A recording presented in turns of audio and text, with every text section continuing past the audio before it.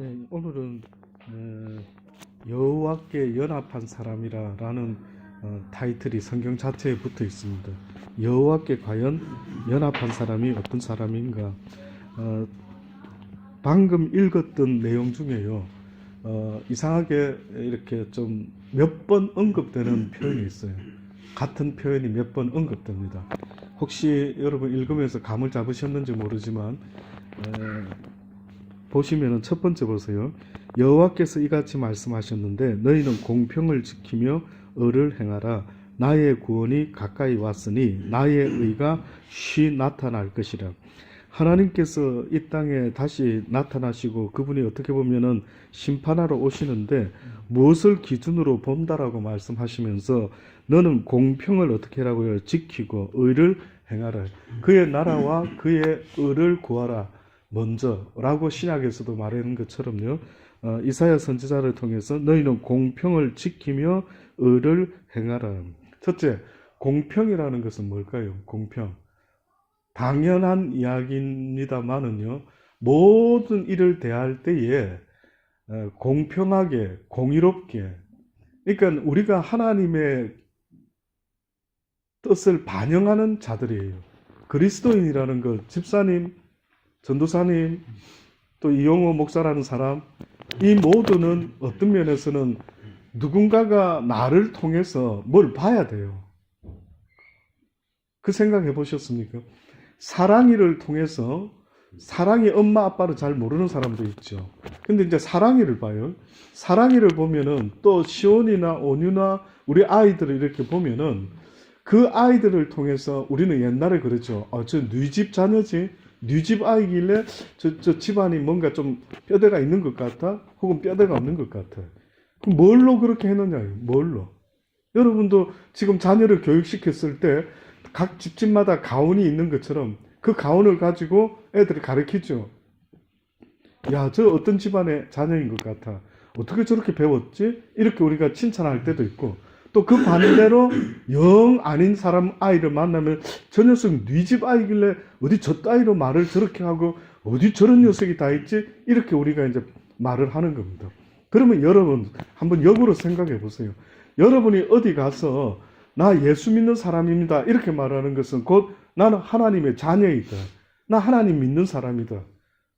하나님은 나의 하나님 되는 사람. 나는 그분을 섬기는 사람이다. 라고 말할 정도면은 내 삶을 통해 누군가가 봤을 때, 그러시구나. 이렇게 참 저분들은 뭔가 달라. 이렇게 느껴져야 되는데, 말로는 나 예수 믿는 사람이고, 말로는 나 목사다라고 하면서 만약에 여러분, 그 삶 속에서 느껴지는 그것이 없으면은요, 결단코 하나님께 우리 영광을 가리게 된다라고 말하지 않습니까?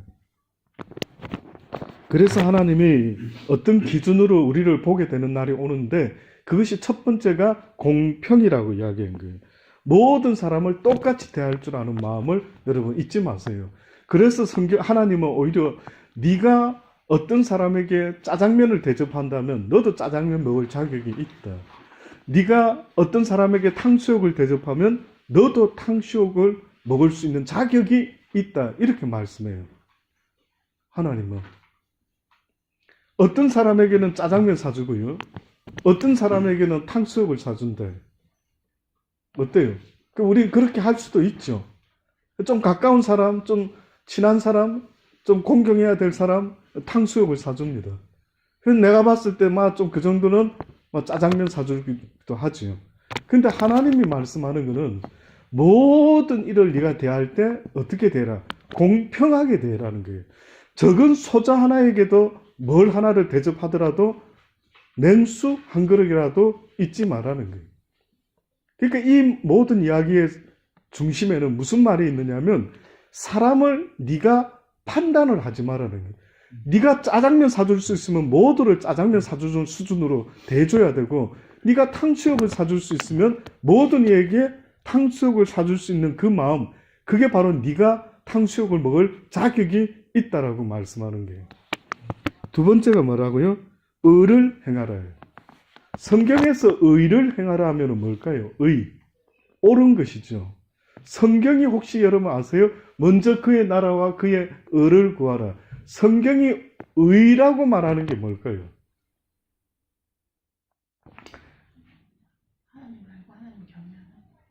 그러니까 맞습니다. 일리가 있죠. 근데 예수님을 갖다가 성경에서는 Son of God이라고 말하지만 대부분 성경에서 복음서에 보면 예수님을 의인이다 그러죠. 의인. 저는 올바른 사람이다. 그러니까 왜 올바른 사람이라고 성경이 이야기를 했는가 보니 예수님의 옳고 그름의 기준은 뭐에 있었느냐 하면 하나님의 말씀에 있었던 거예요. 나의 생각 말고요. 여러분의 스타일 말고요. 여러분 스타일은 취향은 뭐 이것도 좋고 저것도 좋을 수 있고 이것도 이렇고 그걸 말하는 게 아니죠. 지금 의라고 하는 것은 옳음이라고 하는 것은 하나님이 아닌 것은 아니라고 나도 말할 수 있어야 되고 하나님이 맞다라고 말하는 건 나도 맞다라고 말할 수 있는 것. 그래서 그것이 예면 예고 아니면 아니어야 한다라고 말할 수 있는 그 의가 있어야 된대. 그러나 여러분 보세요. 그리스도인이라 하면서도 우리가 세상 살아갈 때에 아닌 건 아니라고 말해야 되는데 아닌 걸 아니라고 말 못하는 이유가 있어요. 뭘까요? 모든 게 어떻게 보면은 인간관계 속에서 자기에게 유익되는 것을 구하기 위하여 아닌 걸 아니라고 말할 수 있어야 되는데 그걸 그냥 두리뭉실 넘어갈 때가 많이 있습니다. 사랑은 자기의 유익을 굳지 않는다고 분명히 말했건만은 우리의 삶 속에 보면은요, 알게 모르게 내가 아니에요. 그건 아닌 것 같습니다. 예, 맞습니다. 그거는 맞네요. 이렇게 말할 수 있는 것이 없으면은 그 누구도 하나님을 알 길이 없다는 거예요. 그리스도인이 하나님의 형상을 나타내지 못하고 하나님의 뜻을 나타내지 못하는 삶을 살면은 그는 눈먼 개와 같다. 이게 지금 이사야 선지자가 말을 해요. 그래서 그걸 뭐라고 9절부터 말하는 이렇게 말해요. 들의 짐승들아 산림 중의 짐승들아 다 와서 삼키라. 누구를 막 잡아먹으라 그래요. 무서운 이야기죠. 보니까 그 파수꾼들은 소경이요 다 무지하며 벙어리 개라 능히 짓지 못하고 다 꿈꾸는 자요 누운 자요 잠자기를 좋아하는 자니 이 개들은 탐욕이 심하여 족한 줄을 알지 못하는 자요 그들은 몰각한 목자들이라 다 자기 길로 돌이키며 어디 있는 자이든지 자기의 이익만을 도모하며 피차 이르기를 오라 내가 포도주를 가져오리라 우리가 독주를 잔뜩 먹자 내일도 오늘같이 또 크게 넘치리라. 이것이 바로 지금 이사야 선지자가 개들아 와서 잡아먹을 놈들이 있다.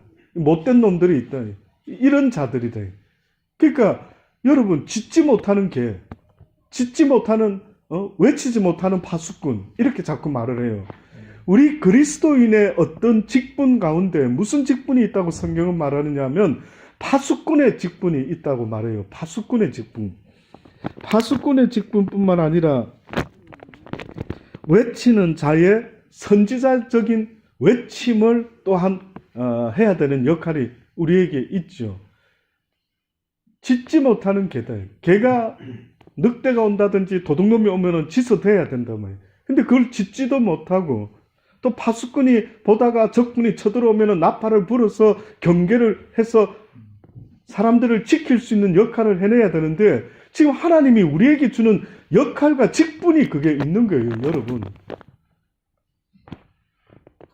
그래서 신앙생활이라고 하는 것은요, 조금만 여러분이 생각해 보면 내가 지금 참 하나님이 말씀하는 신앙생활을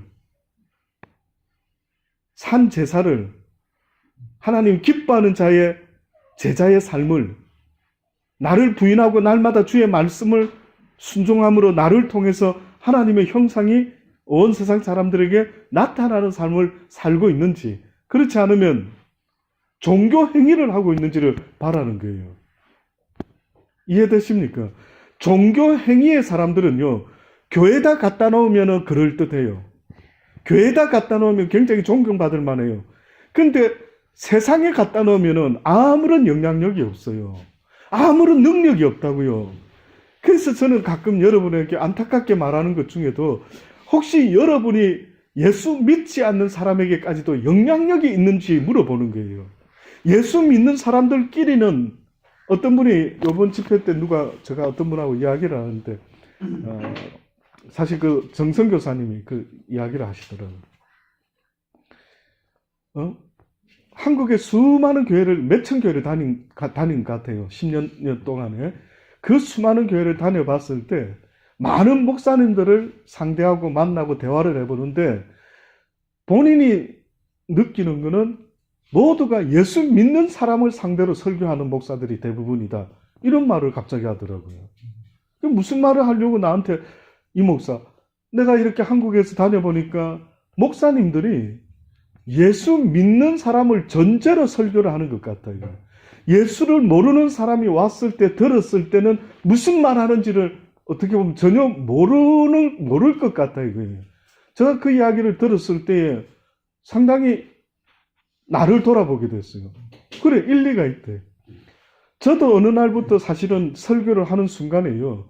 물론 시리즈로 할 수도 있고 뭐 어떻게 주석 설교도 할 수도 있고 하지만은 저 심령 속에 이런 거는 있어요. 누가 우리 교회에 한 번만 나오게 됐을 때, 누가 우리 교회에 한 번만 나오게 됐을지라도 그 사람에게 예수 그리스도가 어떤 분인가 하는 것을 한 번이라도 이렇게 터치를 해줄 수만 있다면은,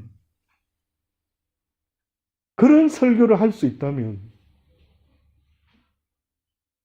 내일로 미루고 또 한 주 동안 뭐 한 달 동안 시리즈로 설교하고, 그래서 처음 빠진 사람은 무슨 말 하는지 알아듣지 못하는 이런 설교가 아니라 누구든지 오늘 하루밖에 시간이 없어서 하루밖에 나오지 못했지만 누구든지 들어도 아멘이 될 수 있는, 하나님이, 예수님이 그런 분이구나, 이게 진리구나 라고 와닿을 수 있는 그거. 그래서 그 이야기를 들으면서요, 설교하는 입장도 그렇지만은 여러분 보세요. 저와 여러분이 상대해야 될 사람은 어떻게 보면 그리스도인들이 아니에요. 저와 여러분이 상대해야 될 상대는 교회 안에서의 예수 믿는 우리끼리가 아닙니다. 궁극적으로 하나님은 어두운 가운데 빛과 소금이 되어 달라고 이렇게 성경을 통해서 우리에게 부탁도 하시고 명령까지 하시지 않습니까? 그래서 저는 여러분이요, 내 사랑할 만한 사람만을 위해서 뭐 어떻게 친하게 지내고 하는 것이 아니라 누구든 간에 공이 똑같은 마음으로 그들에게 대할 수 있는, 그래서 그들에게 하나님의 사랑을 나를 통해서 전혀 느껴보지 못했던, 제가 이번 주에 이 전 교회를 다니면서 설교했던 게 10분밖에 설교를 못해서 토막 다 다르게 설교했습니다. 그랬더니만 사역자들이나 정성교사님, 다 조금씩 이 목사가 다르게 설교하는 것 같아요. 그래요. 저 마음은 전체 다 할 수 있으면 좋은데 어차피 한 교회 설교를 조금밖에 못할 것 같으면 오신 사역자들을 위해서 설교를 한 거예요. 그 몇 안 되는 그분 때문에라도 이분들이라도 하나님을 제대로 알고 한국에 가서 사역을 하면 많은 교회 다닐 때에 그 영성을 가지고 하나님의 축복의 통로가 될 수 있으면 좋지 않을까 하는 생각이 들더라고요. 그래서 다 조금씩 했지만은 이번 주일날 교회에서는 제가 전체 하나님이 깨달음을 주셨던 거를, 하고 싶은 거를 한번 다 묶어가지고 성경을 찾아서라도 그런 말씀을 전해주고 싶어요. 성경은 예수 그리스도가 이 땅에 오실 때 우리가 어두운 가운데 살고 있었대요. 어두운 가운데 빛으로 왔다라고 그렇게 말씀하고 있죠. 여러분, 어두움이라는 그 판이 왜 어둡다라고 하나님이 봤는 줄 아십니까? 사랑 없는 삶을 사는 인생들을 쳐다보시고는 저들이 어두운 가운데 눈이 멀었다라고 그렇게 말씀하고 있는 게, 사랑을 배우지 못한 거예요. 어떻게 보면은 하나님의 사랑을 회복하지 못하고 지금까지 그 사랑을 빼앗기고 계속해서 사랑 빼앗긴 강도 만난 사람의 모습처럼요, 피 흘려 죽어가고 있는 모습이 어떻게 보면 우리의 모습이다라고 성경이 알려주고 있어요. 여러분, 내가 지금 영적으로 피 흘려 죽어가는 강도 만난 사람이다. 한마디로 하나님 사랑을 잃어버렸기 때문에 그래요. 하나님 사랑을 잃어버린 만큼요, 여러분, 쉽게 말하면 사람이 미운 사람이 생기는 만큼 그만큼 내 심령은요 지옥과 똑같은 겁니다. 살면서 먹을 것, 입을 것, 마실 것 다 있지만은 힘들 때가 있죠. 그 왜 힘듭니까? 구원의 만족감이 없어요. 무엇 때문에 힘들죠? 구원의 만족. 영혼이 안 만족스럽잖아요. 예. 그러니까 살면서 오늘 힘들었습니까? 똑같은. 내 마음에 안 들 때 힘들겠죠. 그렇죠. 내 마음에 안 든다는 것은 그 사람을 뭔가 덮을 수 있는 사랑이 없기 때문에 안 그렇겠어요. 애를 키우다가도 우리 이 이쁜 이 천사 같은 살아있는 천사 같은 우리 온유를 키울 때에도 어느 때는 온유가 이쁘지만은 어느 때는 온유 때문에 열받죠. 네. 예. 맞아요. 말 안 듣고 막 형하고 싸우고 이러면 엄마가 굉장히 앵그리가 되어서 온유야, 형하고 사이좋게 지내려 했는데 왜 또 형하고 싸웠지? 이러면서 엄마가 굉장히 앵그리가 된대요. 네. 결국은 사람 때문에 이걸 품지를 못하는 거예요. 아십니까? 그러니까 한번 생각해 보셔요. 하나님이 우리에게 가르쳐 주고 싶어 하는 사랑은 원수라도 어떻게 하라는 거예요. 사랑해라 했죠. 그러면 결국은 우리가 사단에게 빼앗긴 것이 있다면, 사단은 강도잖아요. 그 성경에 강도 만난 그 사람이 피 흘려 죽어간다라는 것은 영적으로는 빼앗긴 게 있는데, 여러분 성경의 그 선한 사마리아인 비유 보면은 뭐 뺏겼는지 혹시 아세요? 아닌데. 신발 아닌데. 혹시 강도 만난 그 사람이 성경에 보면 분명히 성경에 나와 있어요. 강도를 만나가 피 흘려 거반 죽어가고 있었다. 이 나와 있죠. 근데 혹시 강도가 뭐 뺏어갔는지 적힌 거 아십니까? 핸드폰. 그러게요. 요즘 같으면 핸드폰 뺏어갔겠지. 예. 근데 신기하게도요, 나중에 집에 가서 한번 읽어보세요. 빼앗긴 내용이 없어요. 분명히 강도가 사람을 거반 죽게 했으면 자기한테 뭔가 보따리든 뭐든 가져갔어야 되는 거예요. 근데 성경에는 미스테리스럽게 뭘 뺏어갔는지를 써놓지를 않았어요. 그래서 저도 고민을 해봤죠. 아유, 이거 뭘 뺏어갔을까, 이놈이? 이 강도가 뭘 뺏어갔을까? 근데 갑자기 아담과 하와가 선악과를 따먹어서 죄를 얻게 되었다 했을 때, 여러분, 아담이 갑자기 변질이 일어난 거예요. 보세요. 아담이 그 전에 하와를 하나님이 지어주니까 이는 내 뼈 중에 뼈요 살 중에 살이다고 너무 좋아하고 기뻐했죠. 근데 갑자기 죄를 짓고 나니까 아담이 뭐라고 했느냐, 너 왜 따먹었어? 이렇게 말하니까 당신이 지어준 이 여자가 따먹으라 해서 먹었다, 이렇게 말했어요. 그럼 다시 말하면 성경은 하나님을 사랑해야 되고 내 이웃을 내 몸과 같이 사랑해야 했는데, 뜻밖에도 아담이 뭐라고 말합니까? 하나님을 핑계대고 내 이웃인 하와를 또한 핑계를 대는 거예요.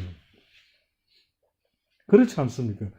결국은 아담이 잃어버린 게 있다면은, 죄짓고 나서 변질이 된 게 있다면은요, 저와 여러분이 뭘 잃어버렸다고요?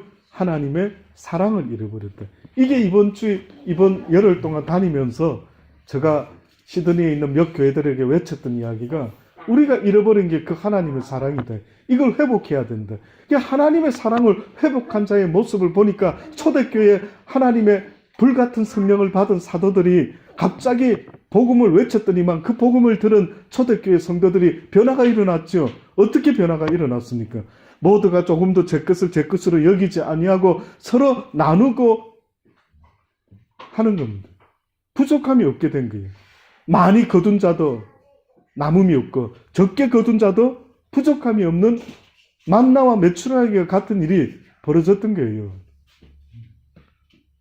그러니 지금도 하나님이 우리에게 요구하는 것은, 죄송한데요, 아무리 교회를 10년 다니고 20년 다니고 30년 다니고 집사가 되고 권사가 되고 장로가 되고 목사가 된다 할지라도요, 하나님이 이루기를 원하는 것은 바로 그 사랑의 모습을 회복해라라고 거듭나라고 말씀하고 있는 것입니다.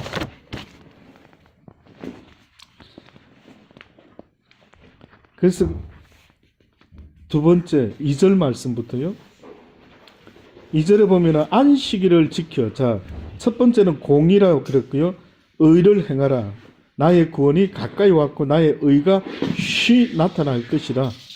똑같이 의롭게 판단해 줄 것이라. 그 다음에 2절에 보니까 안식일을 지켜 더럽히지 아니하며 그 손을 금하여 모든 악을 행치 아니하여야 하나니 이같이 행하는 사람 이같이 굳이 잡는 인생은 복이 있다라고 이렇게 말해요. 제가 오늘 사실은 메인으로 말씀드리려고 하는 것은 안식일에 대한 겁니다. 안식일. 안식일을 지켜 더럽히지 아니해라. 안식일을 거룩히 지켜라라고 지금 말씀하고 있습니다. 안식일 이야기를 계속 또 중간에 하고 계셔요.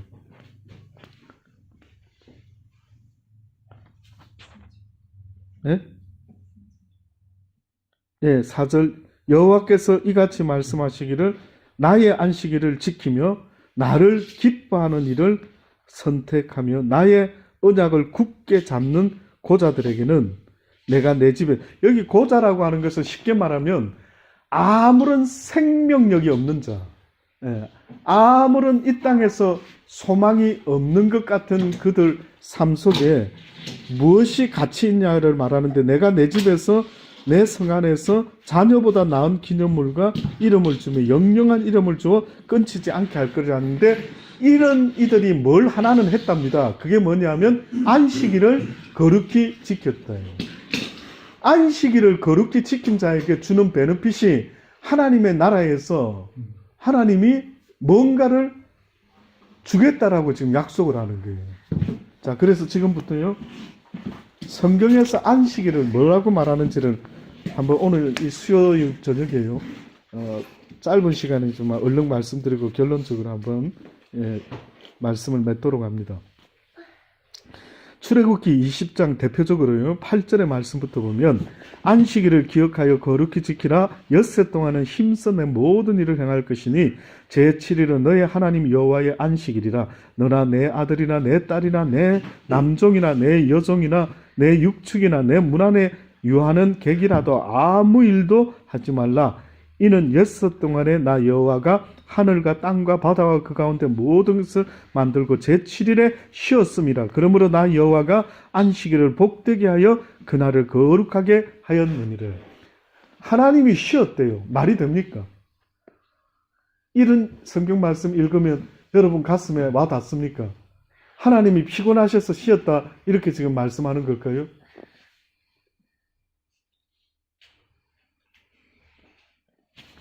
자, 두 번째 한번 제가 또 말씀을 볼게요.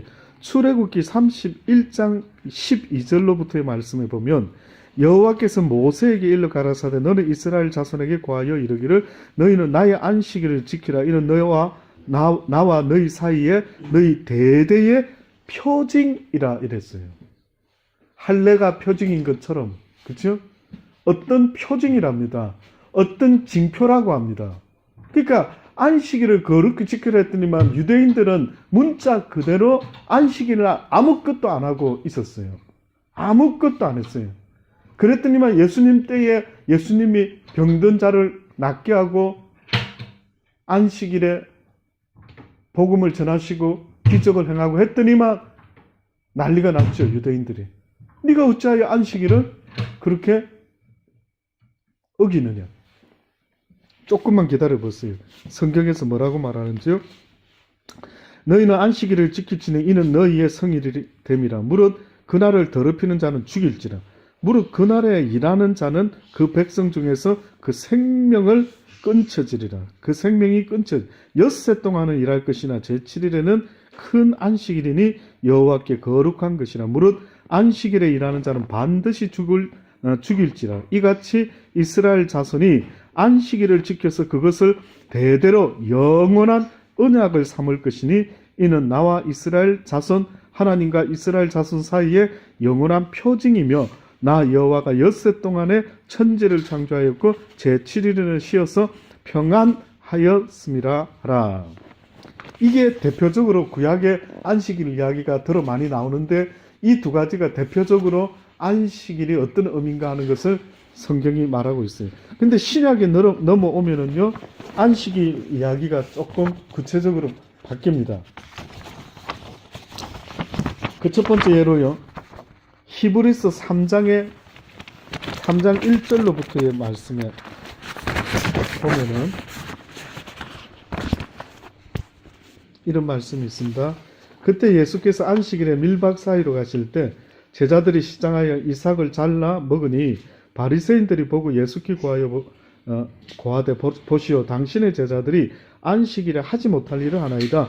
예수께서 가라사대 다윗이 자기와 그 함께한 자들이 시장할 때에 한 일을 읽지 못하였느냐. 지금 읽고 있는 말씀은 마태복음 12장입니다. 마태복음 12장 1절부터입니다. 그가 하나님의 전에 들어가서 제사장 외에는 자기나 그 함께한 자들이 먹지 못하는 진설병을 먹지 아니하였느냐. 또 안식일에 제사장들이 성전 안에서 안식을 범하여도 죄가 없음을 너희가 율법에서 읽지 못하였느냐.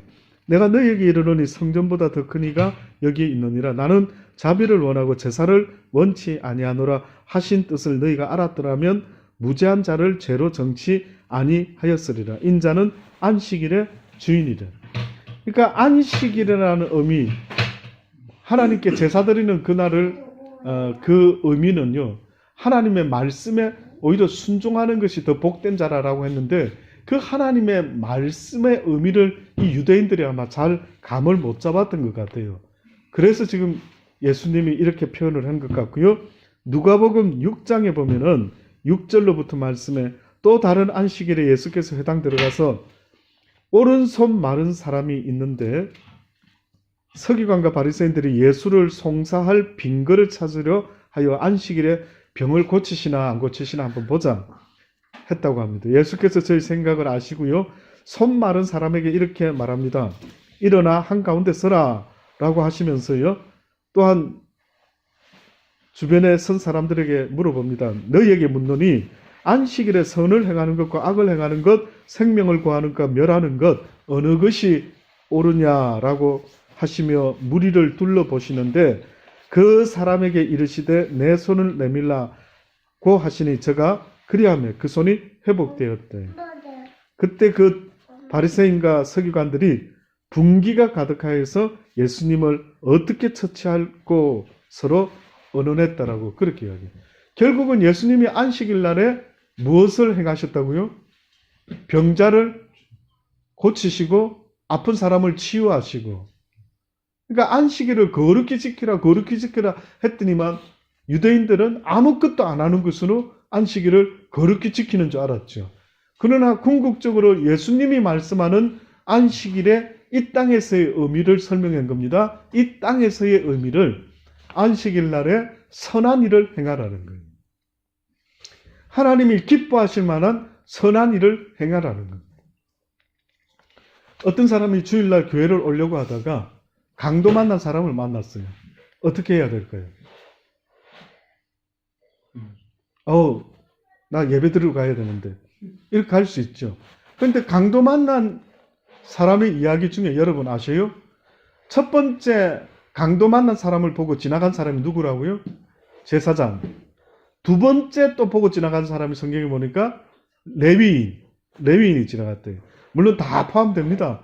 서기관도 포함되고 율법학자도 포함되고 다 포함이 돼요. 근데 그들이 그 강도 만난 사람을 보고도 왜 지나갔을까요? 물론 가장 중요한 게 그들이 시체를 보거나 시체를 만지면은 2주 동안이나 부정하다는 거예요. 그러니까 이거는 성경에 물론 있기는 있었죠. 그러나 그거를 누가 해석을 어떻게 했는지 몰라도 전혀 딴판으로 해석이 된 거예요. 아세요? 여러분, 성경은 늘 오래전부터 있어 왔지만 이 2단이다 3단이다 하는 자들은 성경을 갖다가 해석을 달리 하는 겁니다. 예수님을 광야에서 시험했었던 사단도 무엇 갖고 시험했습니까? 예수님. 성경의 말씀으로 시험을 했어요. 근데 그 말씀을 적용을 갖다가 딴 데다 갖다 붙였던 겁니다. 그게 참 이게 문제죠. 성경 이야기는 맞는데 하나님이 어느 때 왜 이런 표현을 쓰셨는가 하는 걸 정확히 알지 못하게 되면은 엉뚱한 데 갖다 붙이게 되는 일이 벌어집니다. 결국은 신약시대에 와서 예수님이 안식일을 거룩히 지키는 것은 선한 일을 행하는 것이다 라고 이렇게 알려줬고요. 데살로니가 후서 1장이 정답이 나와 있어요. 이건 제가 하고 싶은 이야기. 저에게 깨달음을 주신 거 어떻게 보면 모든 이가 그 안식일 설명이 다 달라요. 뜻밖에도 이렇게 많은 변론이 있는 주제가 성경에서 안식일을 뭐라고 가르쳐주고 있는가 하는 것. 그래서 유대인들은 육적으로 안식일을 지켰다면 영적인 의미가 있다면 뭘까요? 영적으로 왜 하나님이 그 전지전능하신 분이 어떻게 엿새 동안 천지를 창조하시고 7일째에 쉬셨다라고 했어요. 왜? 힘이 딸려서? 피곤해서? 여러분이 그게 믿어져요? 근데 왜 굳이 안식일은 표징이다. 안식일을 일하는 놈들은 다 죽여라. 안식일을 거룩히 지켜라. 여기 뭐 굉장한 하나님이 뭔가 우리에게 심겨주고자 하는 메시지가 있지 않겠어요? 근데 그 메시지에 아주 구체적인 만약에 성경의 구절이 있다면은 저는 주저하지 아니하고 데살로니가 후서 1장 3절부터 말씀드립니다. 여기 보면은요. 형제들아 우리가 너희를 위하여 항상 하나님께 감사할지니 이것이 당연함은 너희 믿음이 더욱 자라고 너희가 다 각기 서로 사랑함이 풍성함이며 그리고 너희의 참는 모든 핍박과 환난 중에서 너희 인내와 믿음을 인하여 하나님의 여러 교회에서 우리가 친히 자랑함이라. 이는 하나님의 공의로운 심판의 표요 너희로 하여금 하나님 나라에 합당한 자로 여기심을 얻게 하려 함이니 그 나라를 위하여 너희가 또한 고난을 받느니라. 여러분 혹시 여러분은 지금과 같이 너희가 핍박과 환난이 있게 되는데 너희 인내와 믿음을 인해서 하나님이 여러 교회에서 우리에게 친히 자랑했는데 이는 하나님의 공의로운 심판의 표다라고 했어요. 그리스도인의 고난과 그리스도인의 환난이 하나님이 공의로운 심판을 하실 때에 어떠한 증거, 어떠한 표가 된대요. 그러면 하나님이 심판을 하실 때 이 사람은 하늘나라, 이 사람은 지옥 할 때에 뜻밖에도 그 기준이 되는 표가 있는데 그게 뭐냐면 너희가 예수 그리스도 때문에 참는 모든 핍박과 환난이 있었는지를 물어보시는 거예요. 여러분 혹시 예수님 때문에 내가 이러고 싶어도 참고 인내한 거 있습니까? 잘 한번 생각해 보십시오. 대단한 핍박이 아니더라도요. 여러분 무슨 사도 바울과 같은 베드로와 같은 뭐 순교의 핍박이 아닐지라도요. 여러분 살아가다 보면은 정말로 억울한 일도 있고 이건 아닌데 싶은데도 아주 애매히 고난을 당할 때가 한두 번이 아니에요. 심적 고난, 쉽게 말해서 심적인 고난을 당할 때가 있죠. 그런데 그 고난을 당할 때 여러분 주님을 생각하며 참으면은 하나님께 상이 있다라고 말씀하는 겁니다. 네가 인간적으로 네 스타일로 말하면은 당장에 막 혼을 내주고 싶고 막 백일하에 온 사람 앞에 드러내어서 막 돌로 던져서라도 진짜 나의 억울함을 나타내고 증명하고 싶지만은요. 그러나 하나님이 때로는 네가 참고 인내했다라는 이 이야기를 할 때에 그게 뭔지를 한번 생각해 보세요. 그 나라를 하나님의 나라에 합당한 자로 여기심을 얻게 하기 위해서 그 나라를 위하여 너희가 또한 고난을 받는다라고 말하지. 너희로 환난 받게 하는 자들에게는 환난으로 갚겠다. 너희를 애매하게 핍박을. 그러니까 여러분 우리가 잘못해서 하나님 어떤 사람에게 환난과 고난을 당한다. 그건 아무런 유익이 없어요. 잘 생각해 보세요. 내가 어떠한 어려움과 불편함을 겪는다 할 때 내가 잘못해서 겪는 게 있단 말이에요.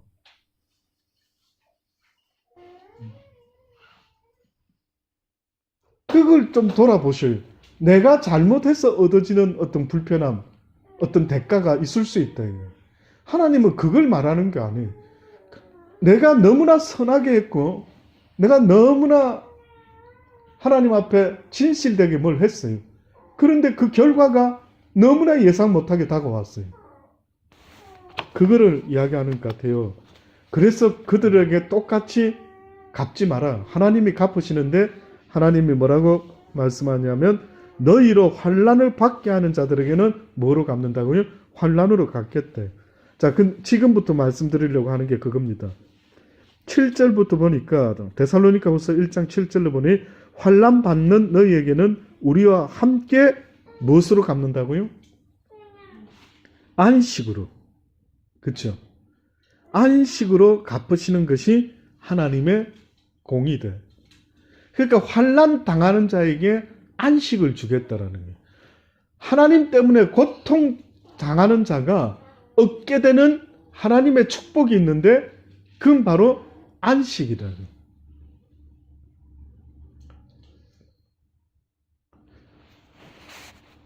안식을 느껴보셨어요? 안식. 내 마음의 평안함, 쉼.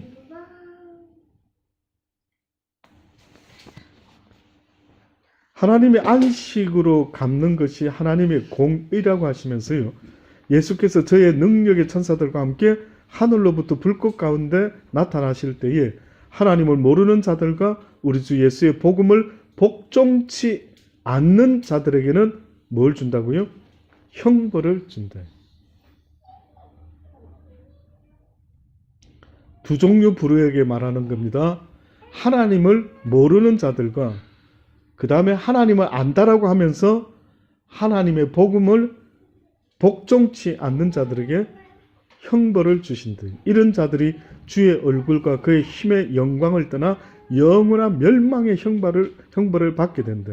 그날에 강림하셔서 그의 성도들에게 영광을 얻으시고 모든 믿는 자에게 기함을 여김을 얻으리라.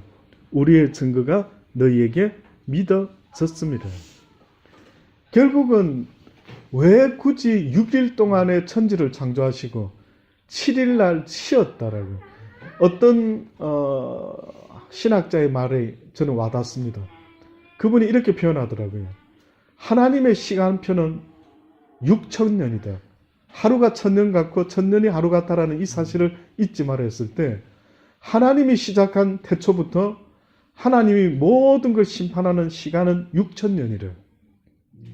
그러면 나머지 7일째는 쉬셨다 했을 때 이것이 곧 천년 왕국이래. 하나님께서 모든 걸 심판하시고 이제 하나님과 하나님의 사람들이 다스리는 나라가 오게 될 것이래.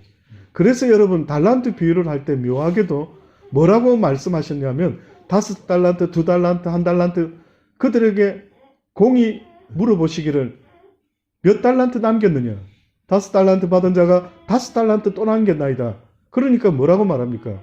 네가 10고을을 다스릴 권세를 주겠대.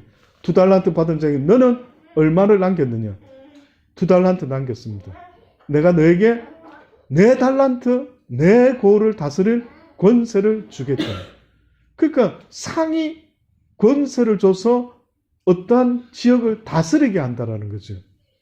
결국은 예수 그리스도가 이 땅에 오셔서 천년 왕국의 통치자로 왕으로 오실 때에 누구와 함께 와서 함께 이 세상을 다스리게 하시는데 누구와 다스리는가 봤더니만 바로 하나님께서 맡겨주신 그 직분을 달란트를 잘 감당했던 이들에게 하나님이 함께 왕같은 제사장의 모습으로 하나님의 나라를 다스리게 될 것이다라고 그 직분을 이야기한 겁니다. 하늘나라에 여러 직분들이 있겠죠. 근데 뜻밖에도 달란트를 남긴 이들에게는 하나님이 고을을 다스릴 수 있는 권세를 주겠다라고 그렇게 말씀을 했어요. 결국은 이 땅에서부터 영원 구원에 하나님과 함께 동참하는 이에게 하나님이 뭘 약속하고 있느냐면 하나님의 나라에서 그 하나님의 백성을, 그 영혼들을 다스릴 수 있는 권세를 주겠다라고 그렇게 약속을 한 것입니다. 그래서 안식이라고 하는 것은 이 땅에 있을 때는 안식이 없어요. 죄송한데. 뭐 아시지요? 시온이 키우고 온유 키우고 어쨌든 키우다 보면 또 늑동이 한 10년 후에 또 혹시나 만약에 그러다 보면 우리는 쉽게 말해서 와, 인생 이게 뭐지? 와, 또 시작하고 또 애들 키우고 시작하고. 그러니까 가만히 여자의 인생을 보면은 뭐 남자도 그럴 수도 있겠지만 쉼이 없는 것 같아요. 쉼이. 무슨 일이 바쁘고 밥 차려주고 애 낳아주고 뭐 빨래하고 뭐하고 어떻게 보면은 쉼이 없대요. 쉼이. 저도 가만히 생각해 봤어요. 이 세상에 쉼이 있나? 이 세상에서 내가 오아시스 같은 쉼. 그래서 여러분 헐리데이 때 쉼을 얻으려고 가지요. 갔을 때 잠깐은 좋죠. 또 오면 어때요? 또 현실은 시작되고. 참 뭐가 쉼이지? 뭘 쉼이라고 말할 수 있지? 근데 하나님은 말씀하는 거예요. 너희에게 쉼이 올 것이다. 나도 이미 그 안식에 들어갔고 너의 선조들도 이미 들어가 있다. 또한 너희들도 언젠가 내 안식에 동참하게 될 것이라고. 그래서 이 땅에서는 수고하고 무겁고 힘든 인생인데 너의 멍에를 매지 말고 죄의 멍에를 매지 말고 예수 그리스도의 그 멍에를 매는 자는 하나님의 나라에서 쉼을 얻게 될 것이다. 그렇게 약속합니다. 여러분 멀리 보실 수 있기를 바랍니다. 늘 우리의 표대가 천국임을 잊지 마시기 바라요. 저도 때로는 이 일상에서 힘들 때가 있고 막 사람 관계하는 거 때로는 힘들 때가 있고 또 누굴 만나서 뭐 나름 성경의 설명도 할 수도 있고 누구 만나서 하나님 이야기하기도 하고 또 누구 만나서 막 그러시면 안 됩니다 상담도 하기도 하고 어느 때는 피곤하네요. 그렇죠? 그냥 피곤해요. 뭘 안 해도 피곤한 것 같고 해도 피곤하고 인생이 피곤한 것 같아요. 아무리 우리 허전도사가 뭐 아침 새벽부터 일해서 나만 피곤한 인생이다. 아니요. 나만 피곤한 인생이 아닌 것 같아요. 모든 인생은 다 해 아래서 뭐라고요? 수고하고 무거운 인생이라고 전도서 기자도 말하잖아요. 해 아래서 쉼이 어디에 있느냐? 날마다 숨 쉬어야 되고 날마다 살아야 되는 이 숙제가 남아있는 이 인생. 그래서 야곱이 뭐라고까지 말합니까? 내 인생 참으로 피곤했다라고 말했어요. 저는 야곱 입에서는 좀 멋진 말이 나올 줄 알았는데 그는 바로 왕 앞에서 뭐라 말합니까? 내 인생이 참으로 피곤하다. 다 피곤하죠. 오늘도 우리 재호 집사 일하고 와서 피곤하죠. 그 나라를 기억하면서요. 그 나라에 가면 쉴 수 있습니다. 그 누구 말처럼 뭐 죽으면 쉬는데 뭐 살아있을 때 열심히 살아야죠. 이 말이요. 약간은 일리가 있죠.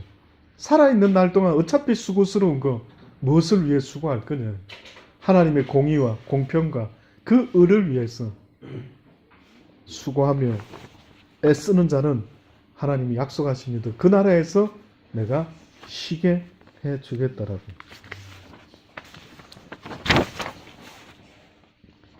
히브리서 4장을 한 번만 더 말씀드려야 되겠습니다. 히브리서 4장 1절로부터 안식 이야기 한 번만 더 드립니다. 이게 방금 제가 설명한 내용인데 데살로니가보다도 좀 더 지금 방금 제가 마지막 결론 냈던 거하고 가까운 내용이 바로 이 내용 같아요. 히브리서 4장 1절. 그러므로 우리는 두려워할지니 그의 안식에 들어갈 약속이 남아 있을지라도 너희 중에 혹 미치지 못할 자가 있을까 합니다. 저희와 같이 우리도 복음 전함을 받은 자이나 그러나 그 들은 바 말씀이 저희에게 유익되지 못한 것은 듣는 자가 믿음을 화합치 아니함이라. 믿음 없이 말씀을 받으면요 아무런 유익이 없다라고 지금 말씀해요. 이는 믿는 우리들은 저 안식에 들어가는 데다 그 말씀하신 바와 같으니 내가 노하여 맹세한 바와 같이 저희가 내 안식에 들어오지 못하리라 하나님이 하셨다 하였던 때가 있었죠. 세상을 창조할 때부터 그 일이 이루었느니라. 제7일에 관하여 어디 이렇게 일렀으되 하나님은 제7일에 그의 모든 일을 쉬셨다 하였으며 또다시 거기 저희가 내 안식에 들어오지 못하리라 하였으니 그러므로 거기 들어갈 자들이 남아 있거니와 복음 전함을 먼저 받은 자들은 순종치 아니함을 인하여 들어가지 못하였으므로 오랜 후에 다윗의 글에 다시 어느 날을 정하여 오늘날이라고 미리 이같이 일렀으되 오늘날 너희가 그의 음성을 듣거든 너희 마음을 강팍해 하지 말라 하였나니 만일 여호수아가 저희에게 안식을 주었다면 여호수아가 만약에 가나안 땅에 이스라엘 백성을 데리고 들어가서 안식을 주었다면 그 후에 다른 날을 말씀하지 않았을 텐데 계속해서 성경은 안식의 또 다른 날을 자꾸만 오늘날 해서 계속해서 영원토록 오늘날 말을 하고 있는 이유가 있으니 그런즉 안식할 때가 하나님의 백성에게 남아있도다. 이미 그의 안식에 들어간 자는 하나님이 자기 일을 쉬신과 같이 자기 일을 쉬느니라. 이러므로 우리가 저 안식에 들어가기를 힘쓸지니 이는 누구든지 저 순종치 아니하는 본에 빠지지 않게 하려 함이라. 결국은 불순종하는 자들이 갈 수 없는 나라가 바로 안식의 나라인 천국을 이야기하는 거예요. 그러니까 하나님은 천국을 지금 뭐라고 비유하고 있느냐 하면 안식이라고 비유를 하고 있어요. 쉬는 곳이라고 하나요. 아마 이 땅의 수고스러움, 죄가 줄 수 있는 그냥 고통과 고난과 힘듦의 그 삶을요, 아마 이렇게까지 이야기를 한 것 같습니다. 그래서 여러분 안식일을 생각할 때에 영원한 하나님 나라에 안식의 날이 있다라는 사실 잊지 마시고요. 사는 날 동안 그때 안식하시기를 바라고요. 이 땅에서는 바울과 같이 달려갈 길 다 달려갈 수 있는 경주자의 삶을 사시기를 주의 이름으로 축원합니다. 기도하십니다.